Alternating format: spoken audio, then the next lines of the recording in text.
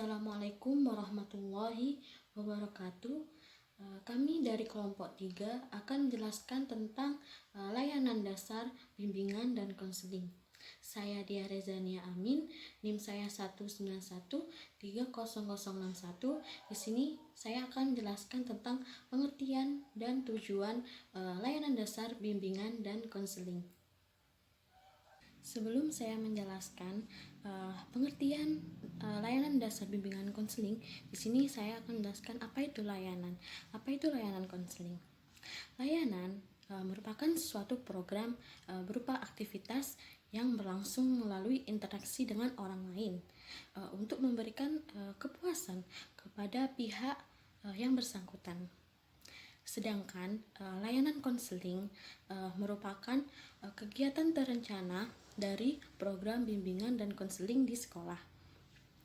Dan di sekolah yang berupaya untuk memfasilitasi kebutuhan siswa yang diberikan oleh ahli profesional, yaitu konselor sekolah atau guru BK. Jadi, layanan dasar bimbingan konseling adalah pendampingan kepada seluruh siswa melalui kegiatan kelompok yang dilakukan oleh konselor sekolah dalam upaya untuk membantu siswa mengembangkan diri secara optimal. Layanan dasar ini juga dapat dilakukan secara tatap muka yang terjadwal. Sebaiknya proses konseling tatap muka ini dijadwalkan di kelas. Konseling yang dilakukan di kelas ini berupa diskusi atau diskusi siswa dapat memberikan pendapatnya tentang topik yang dibahas oleh pembimbing. Kemudian di sini saya akan menjelaskan tujuan dari layanan dasar, bimbingan, dan konseling. Tujuannya yaitu untuk membantu siswa atau peserta didik agar dapat menyelesaikan tugasnya sebagai pelajar serta mengambil keputusan untuk karirnya setelah lulus dari sekolah agar mampu dan berguna di lingkungan masyarakat sebagai lulusan yang baik. Selain itu, dengan layanan dasar ini, peserta didik dapat mengembangkan potensi dan keterampilannya yang dimiliki untuk memudahkan kehidupannya di masa depan. Namun, dengan adanya tujuan tersebut, tentu konselor atau guru BK harus menyampaikan materi yang menyangkut aspek-aspek pribadi, sosial, belajar, dan karir. Jadi, secara rinci, tujuan dari layanan dasar bimbingan konseling yaitu yang pertama, untuk agar memiliki kesadaran atau pemahaman tentang diri dan lingkungan. Yang kedua, yaitu mampu mengembangkan keterampilan untuk mengidentifikasi tanggung jawab. Yang ketiga yaitu mampu menangani atau memenuhi kebutuhan dan masalahnya. Yang terakhir yaitu mampu mengembangkan dirinya dalam rangka mencapai tujuan hidupnya.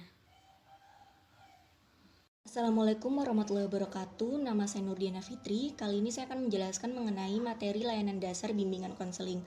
Kalau sebelumnya kita sudah mendengarkan mengenai tujuan dari layanan dasar bimbingan konseling. Nah, untuk mencapai tujuan tersebut, maka kita perlu mengetahui materi-materi apa saja yang digunakan dalam layanan bimbingan konseling tersebut. Nah, materi ini tuh menyangkut beberapa aspek. Yang pertama adalah aspek pribadi. Aspek pribadi ini tuh meliputi tentang tingkah laku atau sikap dari individu atau konseli. Kemudian yang kedua ada aspek sosial. Aspek sosial itu meliputi hubungan antara individu dengan lingkungannya. Kemudian yang ketiga ada aspek belajar. Aspek belajar ini tuh meliputi bagaimana perkembangan peserta didik atau individu dalam proses belajar mengajar di dalam kelas. Kemudian yang terakhir ada aspek karir. Aspek karir itu berhubungan dengan dunia kerja atau ranah setelah lulus dari bangku sekolah. Kemudian adapun sumber materi yang digunakan itu yang pertama ada majalah. Mengapa? Karena majalah itu mengemukakan gambar yang menarik sehingga lebih mudah dicerna. Kemudian yang kedua ada dari sumber koran. Mengapa? Karena koran itu menjelaskan hal-hal yang lebih kompleks. Kemudian yang ketiga ada sumber buku. Nah, sumber buku ini tuh berisi mengenai referensi-referensi yang terpercaya sehingga lebih banyak juga digunakan. Nah, selain itu materi yang diberikan di samping masalah yang menyangkut pengembangan sosial pribadi dan belajar, juga materi yang dipandang utama bagi siswa SLTP atau SLTA. Selanjutnya ada juga materi yang bisa diberikan kepada siswa atau peserta didik. Yang pertama yaitu pengembangan self esteem. Jadi self esteem itu berhubungan tentang penghargaan diri. Jadi bagaimana peserta didik itu mampu menghargai dirinya, mampu menghargai kemampuan yang dimilikinya agar percaya diri dalam melakukan kegiatan selama proses belajar mengajar. Kemudian yang kedua yaitu pengembangan motif berprestasi. Jadi peserta didik diharapkan agar mampu memiliki dorongan agar kedepannya lebih baik dalam kegiatan belajar mengajar, bahkan mampu berprestasi. Kemudian yang ketiga ada keterampilan pengambilan keputusan. Nah, di sini tuh sangat penting agar di mana peserta didik itu mampu mengambil keputusan mana hal yang lebih diutamakan dan mana hal yang dinomorduakan, seperti dalam memenuhi kebutuhannya. Kemudian ada keterampilan pemecahan masalah. Nah, keterampilan pemecahan masalah ini tuh diharapkan agar peserta didik mampu memecahkan masalah secara kritis, logis, dan sistematis. Kemudian ada keterampilan hubungan antar pribadi atau berkomunikasi. Di sini peserta didik dituntut agar mampu berkomunikasi dengan teman sebaya atau orang yang lebih tua, dan bagaimana cara peserta didik berkomunikasi dan berinteraksi di depan orang banyak.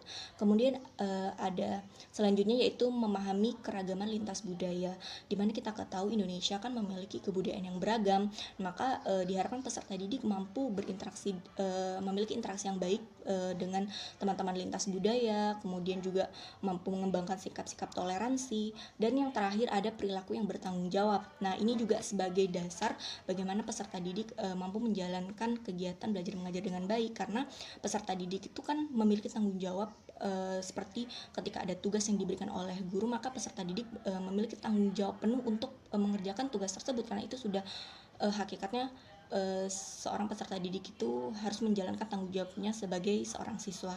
Seperti itu. Assalamualaikum warahmatullahi wabarakatuh. Saya Ahmad Suliki. Kali ini saya akan menjelaskan tentang strategi bimbingan dan konseling. Pada strategi bimbingan dan konseling itu, pertama ada bimbingan klasikal. Bimbingan klasikal adalah program yang dirancang konselor untuk melakukan kontak langsung dengan para siswa di kelas secara terjadwal. Bimbingan ini dapat berupa diskusi di kelas.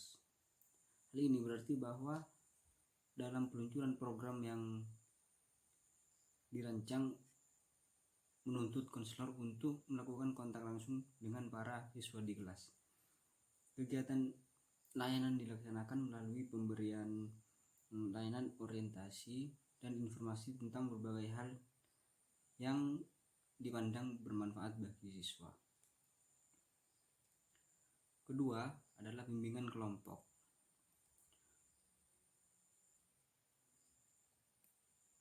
Yaitu bimbingan yang diberikan kepada siswa melalui kelompok-kelompok kecil antara 5 sampai 10 orang. Bimbingan kelompok ditujukan untuk merespon kebutuhan dan minat siswa.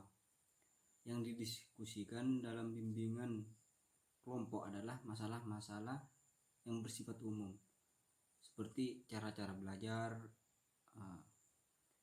kiat-kiat menghadapi ujian, dan mengelola stres. Ketiga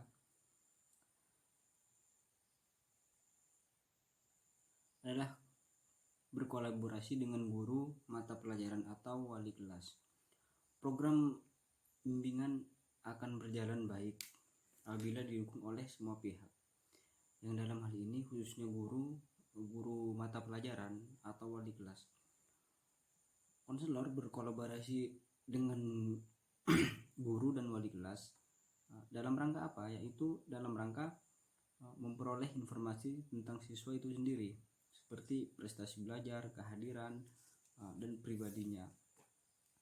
juga untuk membantu memecahkan masalah siswa dan mengidentifikasi aspek-aspek bimbingan yang dapat dilakukan oleh guru mata pelajaran.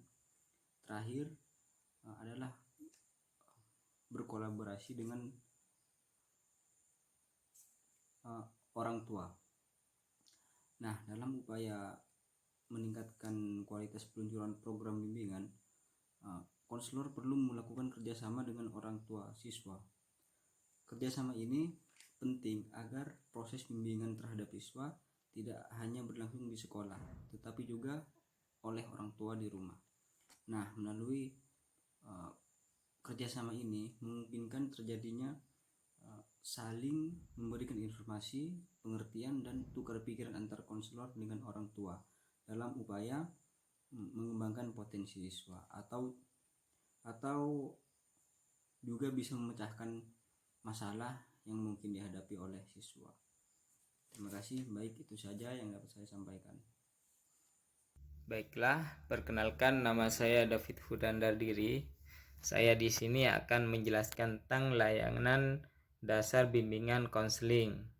Setelah memahami pengertian, tujuan, strategi, dan materi yang disampaikan dalam layanan dasar bimbingan dan konseling, selanjutnya kita akan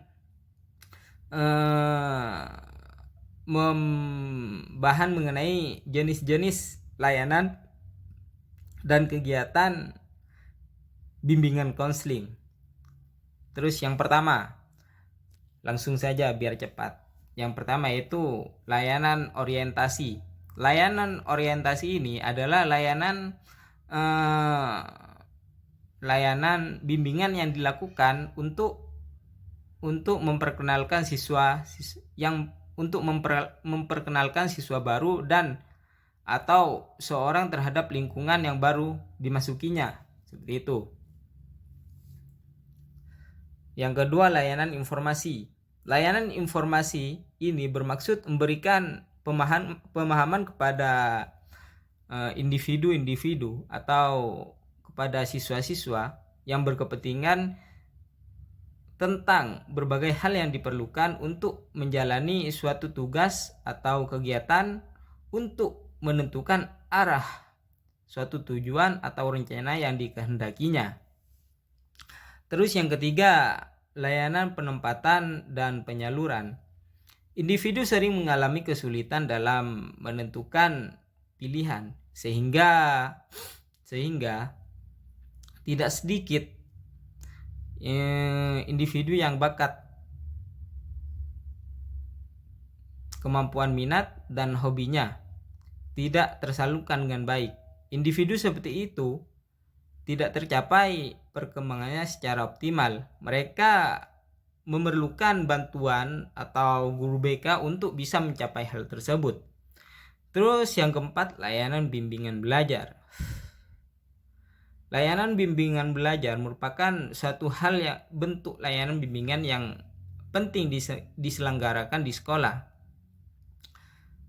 Pengalaman menunjukkan bahwa kegagalan yang dialami siswa dalam belajar tidak selalu disebabkan oleh kebodohan, tetapi mungkin ada problem-problem yang ada di rumahnya ataupun yang lainnya seperti itu. Entah itu dalam problem rumah tangga atau problem pertemanan ataupun yang lainnya.